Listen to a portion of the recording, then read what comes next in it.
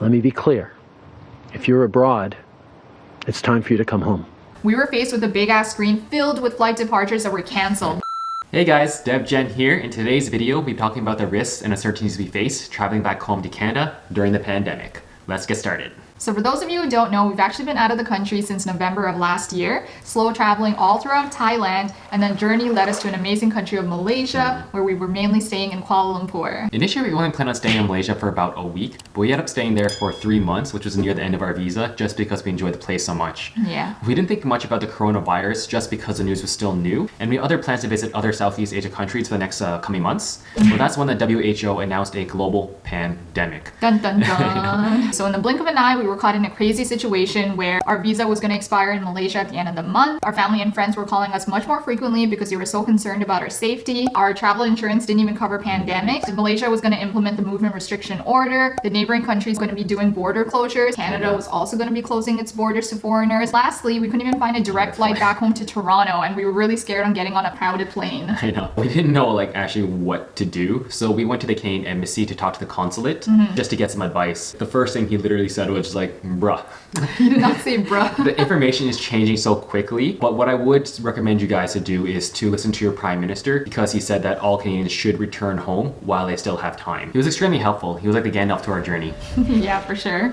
And at that point, we pretty much had our answer, which was to make it back home safely, where we're protected by our healthcare system. So we went back to our hotel, did our research, and booked the next available flight from Malaysia to Taiwan, one-way direct, and then from Taiwan to Toronto. Yeah. We were setting ourselves up for a 25-hour-long journey just to make it all the way back home. Finding a mask in Malaysia ever since January was such a mission. It was impossible. We went to every single pharmacy we could find, and they all were sold out. And when we asked them when are they going to be available, no one had an answer. No one knew. Yeah. But luckily, we did find a Grab driver who actually ended up giving us 2 masks because he had a few of them in his glove compartment. He was so nice enough to give them to us, and seriously, that's one of the main reasons I really love the people in Malaysia. Since the earliest flight wasn't for the next 2 days and the movement restriction order wasn't until the next day, we decided to go out and get some food and to see how people were reacting to the news. So on March 17th, we went to Sogo Mall, and it was like a normal day. People were still shopping, still sitting in the food courts.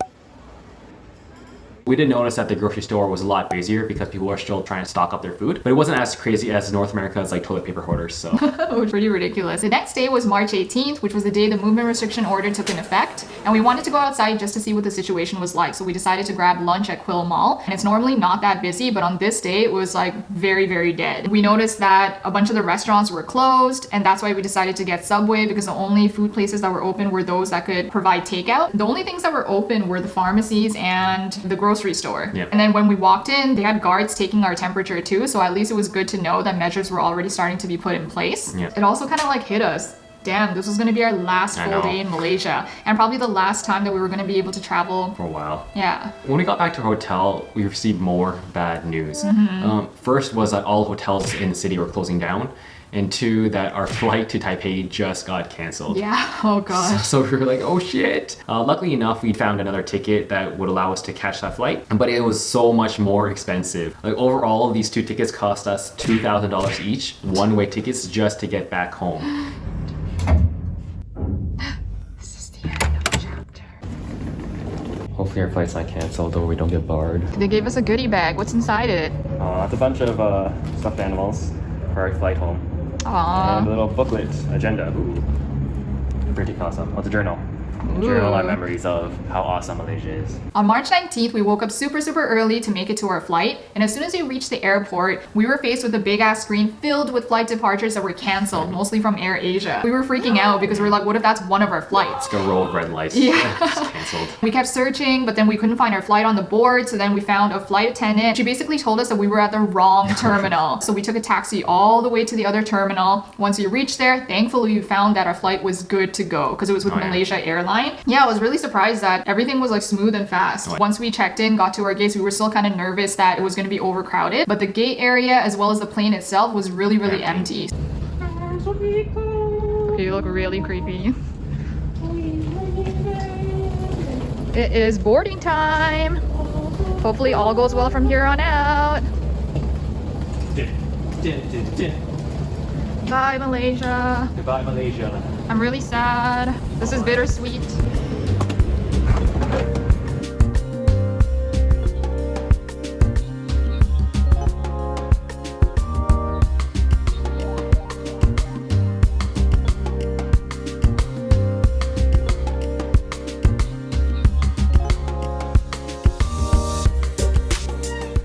Taiwan, they were pretty hardcore about the pandemic. The moment we got off the plane, they had like 6 testing kits set up, just testing everyone for the virus. Honestly, we were scared that we might get stuck there because they might self-quarantine like us in there.